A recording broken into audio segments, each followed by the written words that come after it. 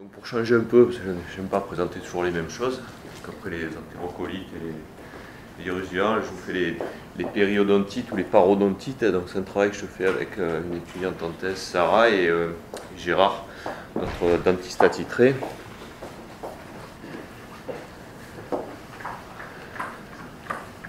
Donc en pratique, l'objectif du travail, c'est d'étudier la microbiologie de la parodontite en culture omique et en métagénomique. Donc en fait, il y a pas mal de travaux qui ont été faits, enfin même il y a beaucoup de travaux qui sont faits là-dessus. Alors il y a les premiers travaux qui ont été faits par culture, dans lesquels ont été définis en gros ce que c'était la microbiologie de la parodontite. On verra ça après. Et sinon, par métagénomique, on a à peu près 700 espèces. Alors 700 espèces, il y a certaines qui sont des espèces connues, d'autres qui sont des OTU qui ont été repérés dans la bouche. Et notamment par des études métagénomiques. Le problème, c'est qu'il y a très peu de recouvrement entre les études, comme souvent en métagénomique, c'est-à-dire chaque étude sort ses propres résultats, et finalement on a du mal à ressortir quelque chose qui soit assez homogène. Alors nous, on a décidé de le faire en culture omique. L'inconvénient de la culture omique, c'est que c'est quand même assez compliqué. Alors les patients qu'on a passés en culture omique, juste avant de nous passer sur la culture omique, juste les 10 patients et les 10 contrôles, on a quand même cherché les bactéries qui sont supposées être associées à la parodontite précédemment, pour lesquelles on voulait faire juste des PCR directs. Vous voyez, dans les PCR directs, il n'y a rien qui est sorti significatif, mais quand on va passer une plus grande cohorte, je pense qu'il y en a qui vont sortir, donc les métanobrélibactères de Michel, les Entamoeba gingivalis. J'ai un peu des doutes sur la qualité des amorces qui sont fournies, et comme on n'arrive pas à les cultiver, ces Entamoeba, je suis un peu embêté. Par exemple, en revanche, Trichomonas, donc on sait très bien cultiver, on avait des amorces vraiment spécifiques, on a vu que c'était exactement pareil chez les patients et chez les contrôles. Donc on a suivi la stratégie habituelle qui est faite dans le laboratoire, donc des prélèvements qui sont faits par Gérard au centre dentaire, qui sont mis immédiatement donc, dans le milieu culture top pour le transport, donc en antioxydants. Et après, l'étudiante, elle allait les chercher directement au centre dentaire, elle venait les ensemencer immédiatement au laboratoire.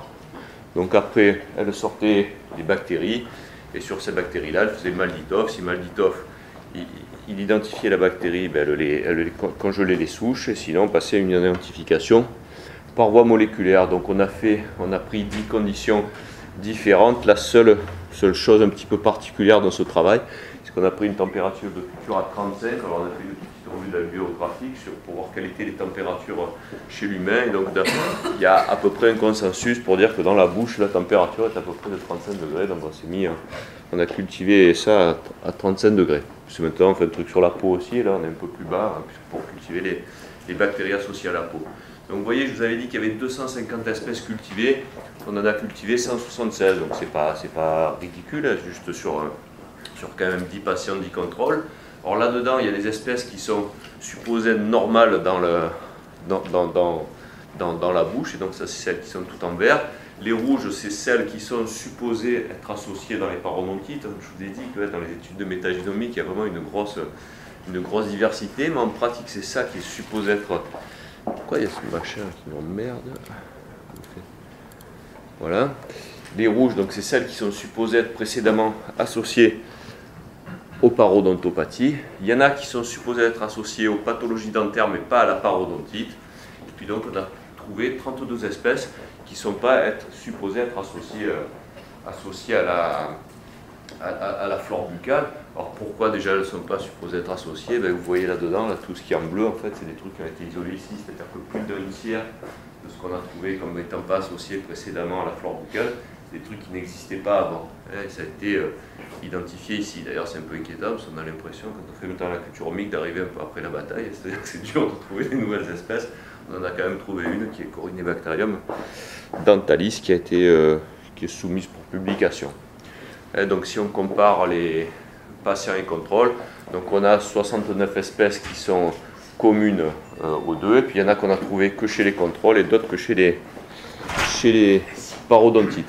Alors le truc qui était un petit peu curieux dans ce travail-là, c'est que clairement il y avait des espèces qui paraissaient associées aux parodontites, et donc c'était pas ce qu'on connaissait avant, mais par exemple on a trouvé qu'il y avait beaucoup plus de Prevotella. Par exemple, ce qui est en rouge là, c'est des Prevotella qui ne sont trouvés que dans périodontites. Et là, on a les prévôtés là aussi. Vous voyez, celles qui sont vert foncé, c'est celles qui sont plus trouvées dans les périodontites que chez les contrôles. On a regardé en 16S si elles étaient homogènes. En fait, non, c'est pareil. C'est-à-dire qu'en 16S, ce sont des prévôtés. Là, ces espèces-là ne sont pas vraiment homogènes. Donc, on a recherché éventuellement s'il y avait des gènes de virulence qui avaient été proposés dans la littérature. Effectivement, il y a un gène de virulence qui a été proposé. Et donc, on a essayé de les clustériser. Effectivement, donc celles qu'on trouve dans les périodontites, c'est celles qui portent a priori ce gène de virulence. À voir, c'est pas quand même flagrant. Il faudrait faire ça apparemment sur un plus grand nombre. Donc après, on a fait une étude en métagénomique sur les mêmes patients. Donc là, en métagénomique, on retrouve 244 espèces. Donc ça, c'est unique. On reste sur les espèces connues pour le moment. Donc vous voyez qu'il y a il y a une moins grande diversité quand même chez les gens qui ont une périodontite que chez les gens qui ont que chez les contrôles, avec quand même un corps commun qui est relativement important. Alors c'est ça qui est important, c'est-à-dire que ça, dans la littérature, c'est ce qui est décrit comme étant typique de la périodontite. Et nous on n'a pas du tout trouvé la différence qui est dans la littérature. Et nous, on a trouvé d'autres espèces. Et ça, c'est globalement ce qui est répété dans tous les articles, dans toutes les introductions de la périodontite. On trouve ça en introduction. Donc d'ailleurs, le TM7, ça confirme ce qu'on avait trouvé en PCR direct. D'ailleurs, on a trouvé exactement la même chose. Et là, bon, c'est pareil, on a rajouté la périodontite, la culture omique et la métagénomique. C'est pareil, on a quelque chose qui est homogène avec un corps qui est à 190. Et puis dans chaque truc, une moins grande diversité dans les périodontites. Alors, on a fait une jolie représentation avec en bleu, donc en vert les contrôles, en rouge les périodontites, en bleu ce qui est trouvé en culture omique, en noir ce qui est trouvé en métagénomique et en violet ce qui est trouvé dans les deux. Donc après, on a essayé de regarder ce qui était finalement plus fréquent, ce qui était surreprésenté dans l'un ou dans l'autre. Donc ce qui est significatif, c'est ce qui sera les plus significatifs, donc c'est ce quand il y a ou 3 ou 2 étoiles.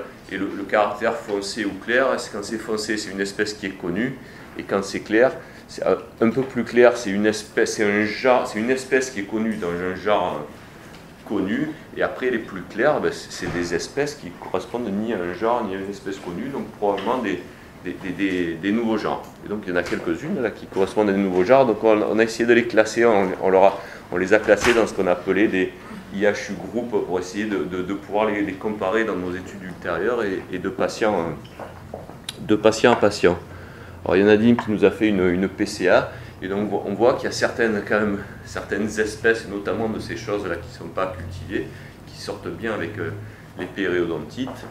On a essayé aussi de les corréler avec la sévérité de la pathologie. Il y en a quelques-unes, c'est marrant, par exemple, celle qu'on voit à Saccharibacteria, il y en a une là qui sort vraiment à côté des mildes, donc il faudrait penser que c'est quelque chose qu'on voit en début de maladie. D'autres espèces qu'on va voir plutôt associées au sévère. Alors j'ai donné 2 exemples de ces bestioles. Par exemple, ce truc-là qui est pas vraiment une espèce, c'est un truc qui est proche des Saccharibacteria. Ah mais ça sort pas, excusez-moi. Je vais essayer de vous le montrer comme ça. Je sais pas pourquoi. Oh putain. Voilà, c'est là. Voilà, là on a les Saccharibacteria, tout ça, et puis il y a toutes celles qu'on a trouvées là, les périodontites, qui semblent faire ce groupe-là, qu'on a regroupé ensemble nous, qui semble être un groupe homogène, qu'on trouve que dans les périodontites, puisqu'elles sont marquées avec P. Et on a la même chose pareil pour ce truc-là, par exemple, qui est un Peptoniphyllacée IHU groupe. En fait, c'est quelque chose qui est une espèce dans une famille qui est cette famille-là, mais qui a un genre qui n'est pas connu. Et là, pareil, vous voyez, on a un groupe de 5 bestioles qui sont séparées de toutes les autres. Donc finalement, qu'est-ce qu'on va essayer de faire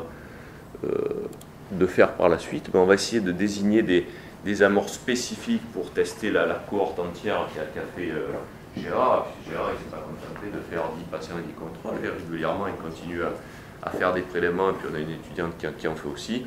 Et dans tout cela, si vous voulez, on va essayer de comparer ce qui est les parodontites et les contrôles sur les espèces d'intérêt. Donc ça va être les méthanos, bien évidemment, les entaméba. Les entaméba, quand même, j'aimerais qu'on arrive à avoir des amorces qui sont un peu mieux que ce qu'on a. Et puis, regarder les espèces qui sont connues ou ces espèces d'OTU, c'est-à-dire ces trucs inconnus, pour voir si on arrive à rattacher certaines espèces à la pathologie.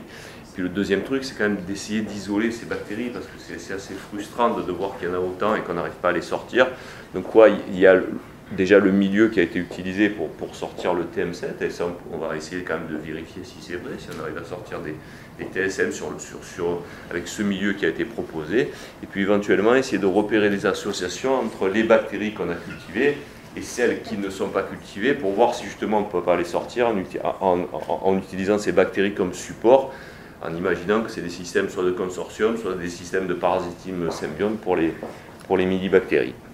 Voilà, je vous remercie.